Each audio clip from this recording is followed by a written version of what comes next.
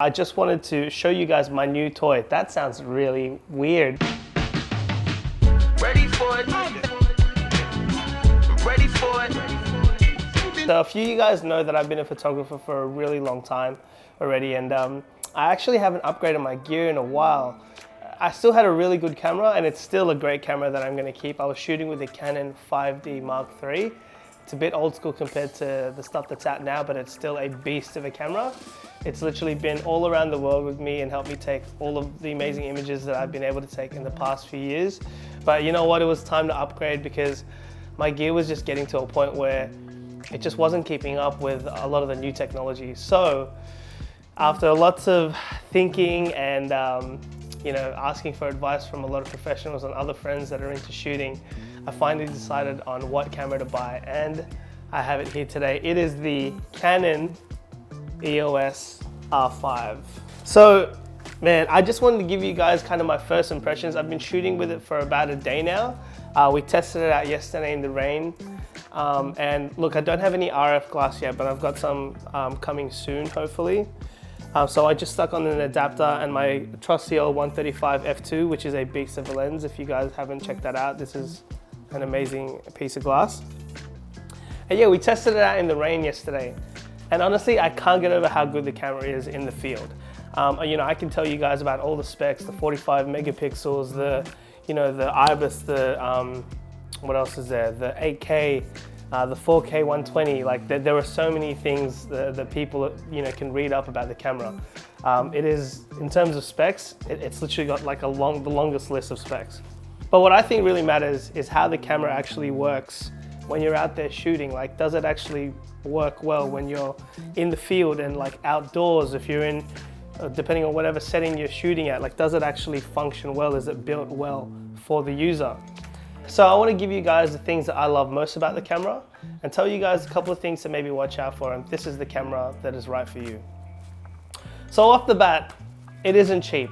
We're in Australia, so the retail for this camera is just shy of $7,000 body only. Okay, so it definitely isn't a cheap bit of gear, but like I said, I haven't upgraded my camera in about 5 years, so it's not like, I'm buying something like this very often, right?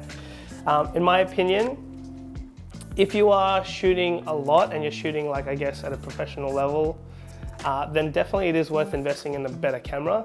You don't have to get like something that expensive, but you can definitely still take really, really great images with cheaper alternatives. Like, I also have an M50, which is a great little camera, and that thing's less than $1,000. So, you don't have to always get the most expensive camera. So Canon has always been amazing at autofocus. This is no different. The autofocus on this is a beast.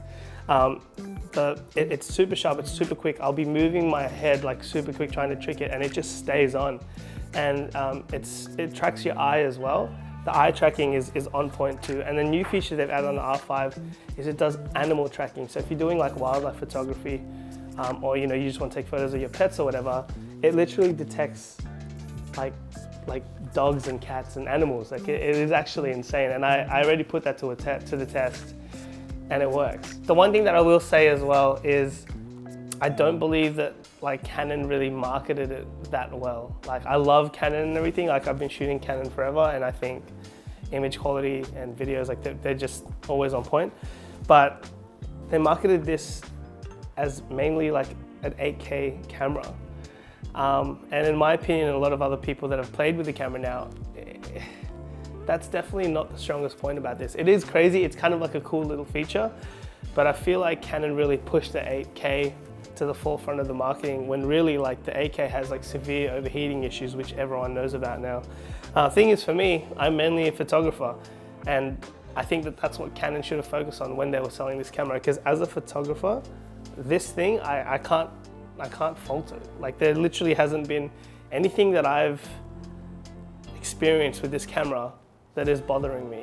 It focuses like so quickly. It's like 0.05 seconds to focus, and the amount of focus points on the camera is insane.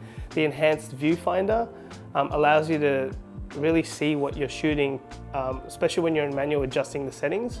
It allows you to actually get an accurate idea of what the image is going to look like. And in terms of the dynamic range, like I'll show you guys what it looked like, but basically I was shooting in the rain yesterday, like I mentioned, and on the go, and I was taking some street photography photos of people just standing on the street outside, and so my exposures were changing quite a lot. I shot a guy completely, like severely underexposed in RAW, and I'll show you guys how that turned out, because like generally in my older camera, I wouldn't have been able to salvage that. All right guys, so as you can see, this is a terrible photo that I took on the R5. I was shooting in the rain on the go, and I was out in the open, and then I went undercover. So my settings and my surroundings were completely different. So you can see this photo is terrible. But because the R5 has such amazing dynamic range, I was able to pull out so much detail and able to salvage the photo. So check this out. It went from being completely black, where you can barely see anything, to this. And like, look, I pulled out, you know, more exposure and shadows than I probably needed to, just to kind of give you guys an example. But even when I bring this shadow back down to like 0, that's already a really clean image. Bringing it up to 95, like it's still clean. Exposure, like that's literally what it was like before. And yeah, as you can see, I've dropped the blacks as well. But bring it to 3.95. I don't think I ever brought anything up to 3.95 before, because I felt like it just got way too noisy and the image just wasn't clean. But the R5 can do that no problems whatsoever. Like I said, here's the before image and here's the after image. So massive difference from, you know, what I actually took to what I was able to recreate. This camera works. I was able to still get a super clean image out of it, even though it was underexposed. I almost felt like I was cheating, because it was just, I was genuinely surprised at how good the photo came out. One of the downsides of having this camera though, is it's like so far ahead that a lot of other technology hasn't really caught up. What I mean by that, for instance, is, you know, you get the two card camera slot, which is really cool. So they've made it good in the sense where you can still use an SD card. So that's the most popular memory card. So you can still use your SD card, but the SD cards don't actually allow you to use all of the features that the camera can provide. So the other card does, and the other one is a CF Express. Now, I just bought a CF Express. There's only a 128 gig, nothing crazy. It cost me $500. Literally, it's a flippin' memory card, guys. Like, look, the read speed is like 17 megabytes and the write speed is 1200 megabytes. So that's what you're paying for. Obviously, it's a ridiculously good card. Super, super fast. But yeah, it ain't cheap, man.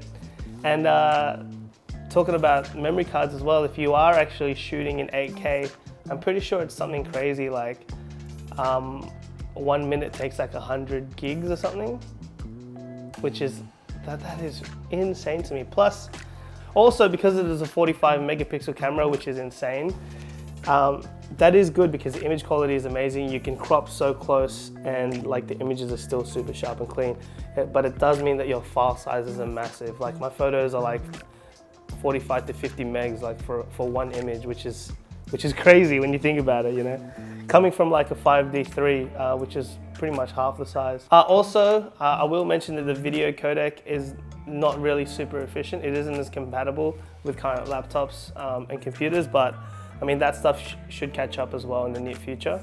But besides that, so far, using it, like, man, it is a workhorse. Like, this is my first full frame, like professional mirrorless camera that I've purchased.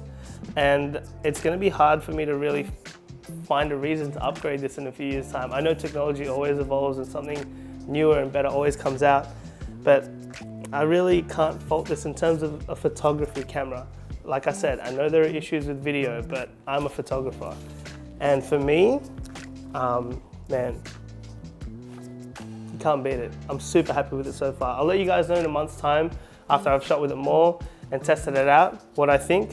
But yeah, so far, I love it. All right guys, so that's it for today's video. Like I said, super excited about picking up the R5. Let me know what you guys think. Are you thinking of getting a new camera? Do you have questions about this one? Or do you need help with picking out the right camera for you? Let me know down in the comments below. If it's your first time here, like I said, make sure you subscribe, smash the like button, share it, do all that good stuff. I'll see you guys next time. Peace out. Huh?